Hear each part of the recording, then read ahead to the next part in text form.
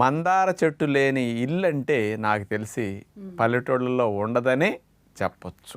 ఆ మందార ఆకులు, ఆ మందార పువ్వులు అందరి జుట్టు పాలిట ఒక వరం అని చెప్పొచ్చు. చాలామంది మందార పువ్వులు, మందార ఆకులు ఏదో రసాలు తీసి పెడుతుంటే ఏదో పిచ్చి జనాలు ఏది పెడితే అది పూస్తే వస్తాయి అనుకునేవాడిని నేను కూడా. కానీ ఏంటి ఇంతంతమంది మందార మందార మందార ఎవరి నోటిన్నా మందార అంటున్నారని, దాన్ని అసలు సైంటిఫిక్ స్టడీస్ ఏమైనా ఉన్నాయా, ఎవరైనా చేశారా అని వెరిఫై చేసాం. 40 పరిశోధన పత్రాల యొక్క సారాంశాన్ని అమెరికా దేశం వారు 2015 సంవత్సరంలో రట్గర్స్ యూనివర్సిటీ USA వారు వాళ్ళు ఇచ్చినవి. ఇంకొక స్పెషల్ది తెల్ల జుట్టు రాకుండా నలుపుగా ఎక్కువ రోజులు ఉండేటట్టు మందారాకులు చేస్తున్నాయని central leather research institute Chennai వారు 2003 సంవత్సరంలో పరిశోధన చేసి మందారాకుల మీద స్పెషల్గా ఇవ్వటం జరిగింది.